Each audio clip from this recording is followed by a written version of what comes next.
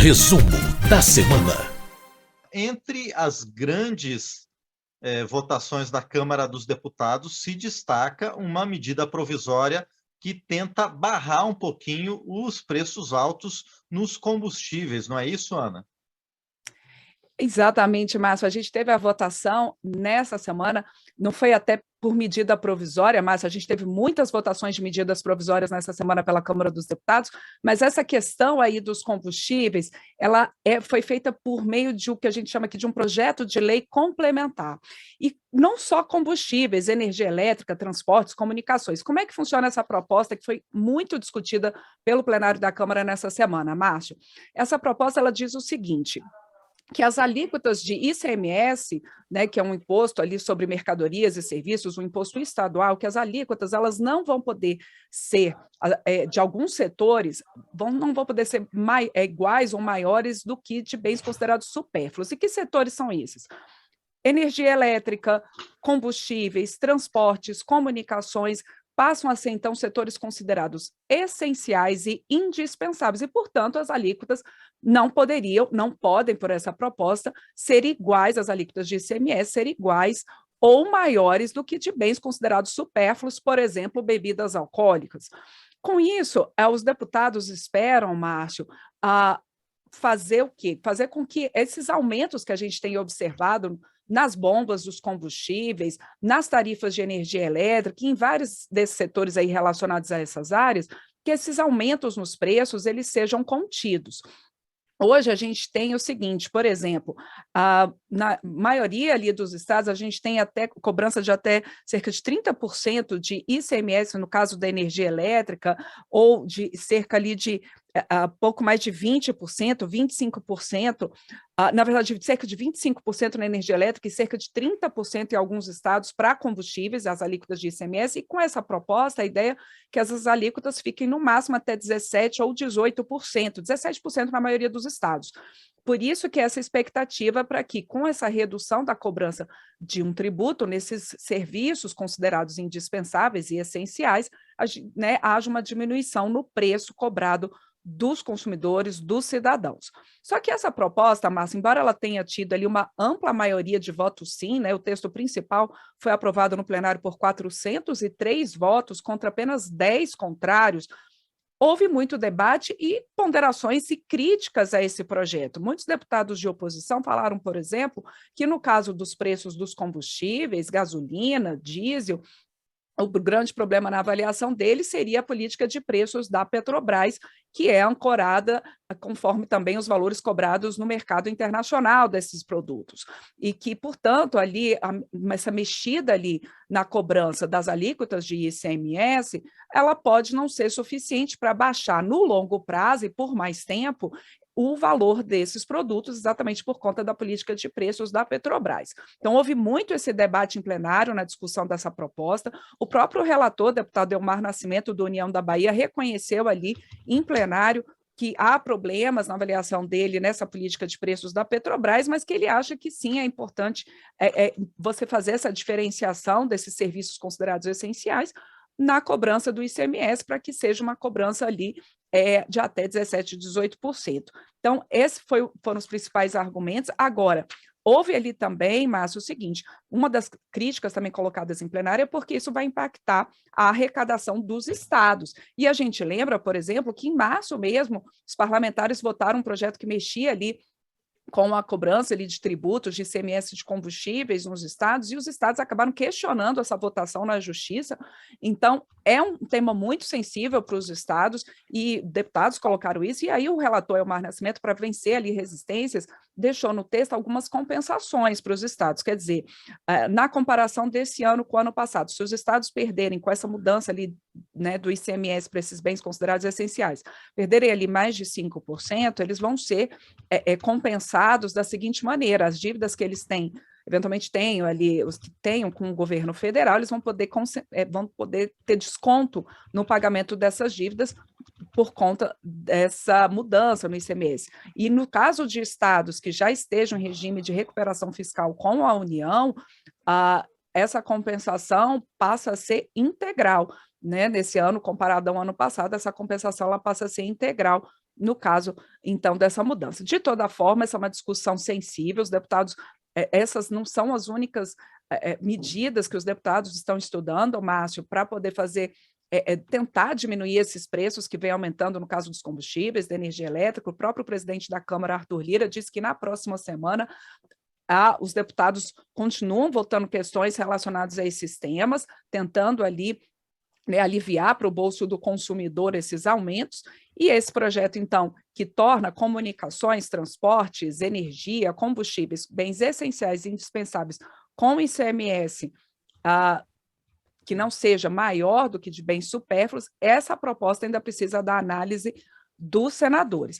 Quando você começou aqui o resumo comigo, você comentou de medida provisória, e a gente teve medida provisória, que também falando aí do consumidor, Márcio, é importante, aprovada pelos deputados nessa semana, que foi a medida provisória 1089. Ela já tinha sido votada pelos deputados, foi para o Senado, voltou agora para a análise dos deputados, que concluíram. E o que fala essa medida provisória? Ela muda, Márcio, uma série de regras da aviação civil, mas na discussão aqui no parlamento, os deputados incluíram uma mudança nessa medida provisória, no texto original que chegou do governo, para que volte a ser considerada né, que no transporte aéreo, os consumidores possam ter direito a despachar uma bagagem gratuita, sem pagar, portanto, porque hoje a gente sabe que houve uma mudança na legislação ali em 2017, voltou-se, as empresas voltaram a poder cobrar, né, na verdade elas começaram a ter essa possibilidade de cobrar pela bagagem despachada, e agora essa medida provisória diz que pelo menos uma bagagem de 23 quilos no caso de voos nacionais e uma bagagem de 30 quilos no caso de voos internacionais, ela tem que ser despachada gratuitamente pelas companhias aéreas para os passageiros.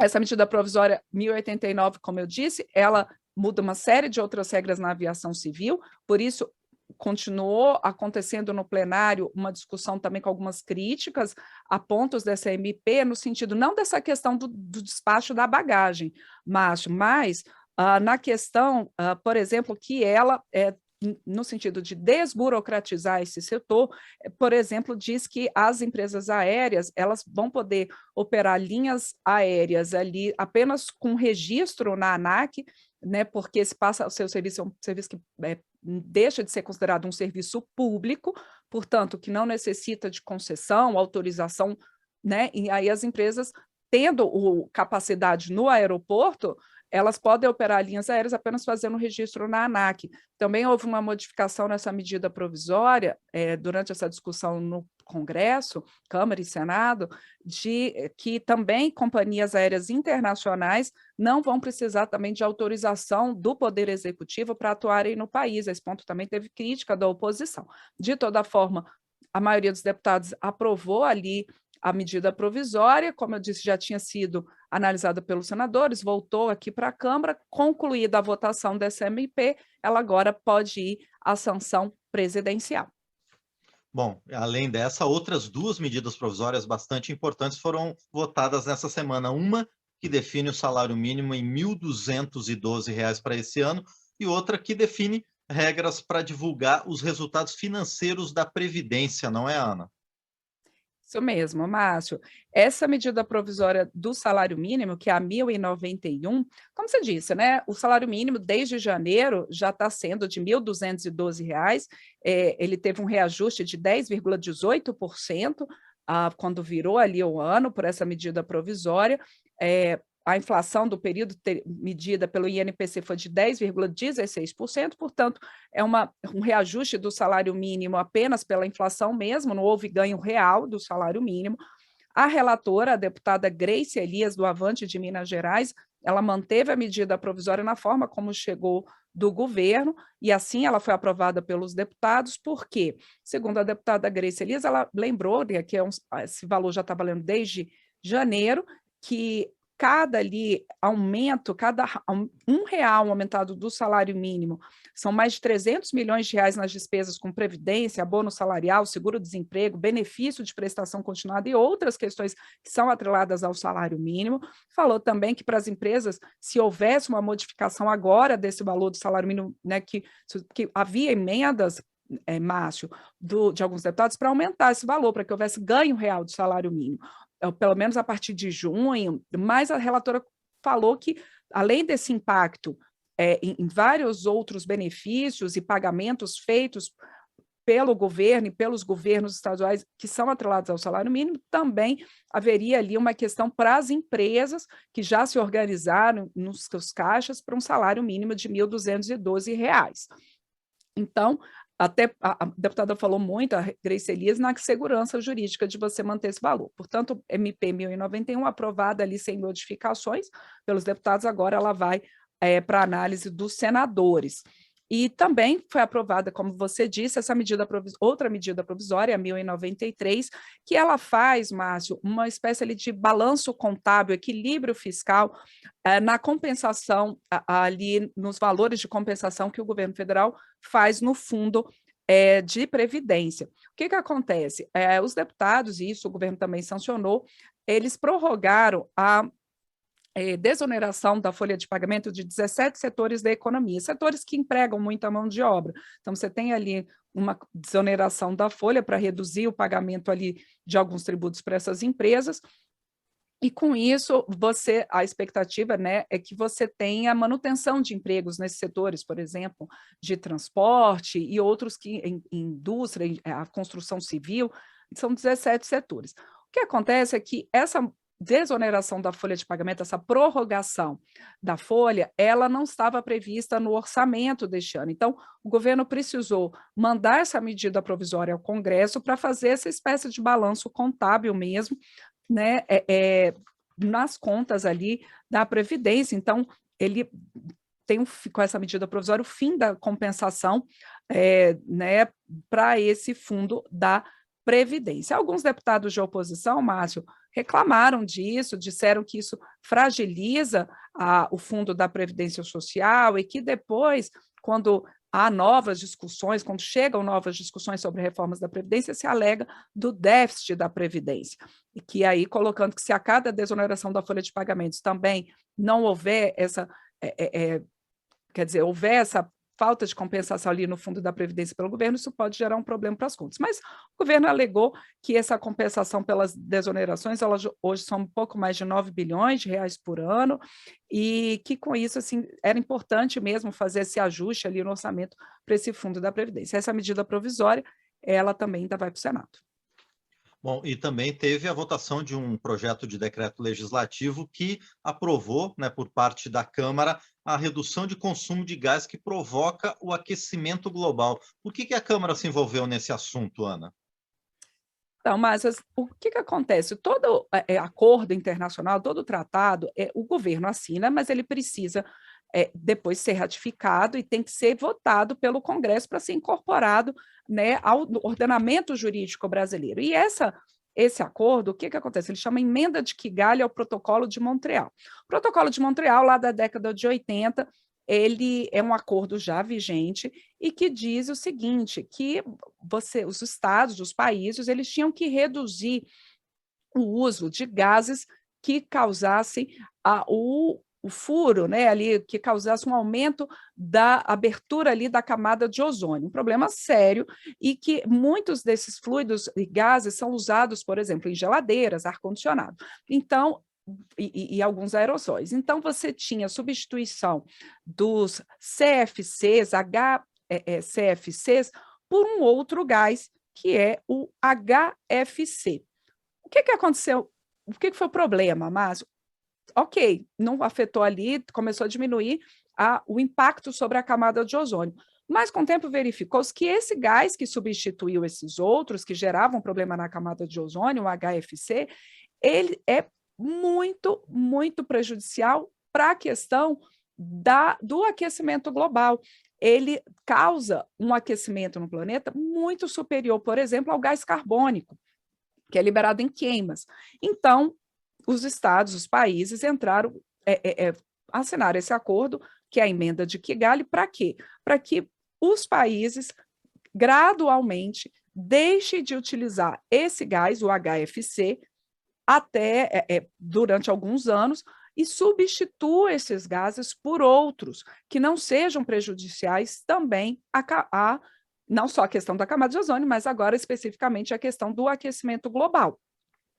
Então, é uma redução gradual. É importante que o Brasil ratifique essa emenda de Kigali para que, inclusive, possa continuar importando HFC num período e possa fazer essa substituição desse gás, que já há alternativas para fazer a substituição desse gás, o HFC, e que é um gás, como eu disse, que afeta ali o aquecimento global e que é muito importante para o funcionamento de ar-condicionado, geladeiras, enfim. Então, é uma emenda, essa emenda de Kigali, ela é importante, e com isso, os deputados aprovaram, né, para que seja mais um passo dado na confirmação, na ratificação desse acordo pelo Brasil. Agora também, a emenda de Kigali, ela tem que ser analisada pelos senadores. Os deputados também votaram, e aí brevemente, Márcio, aqui acho que vale a pena a gente citar, eles também votaram nessa semana um projeto de lei que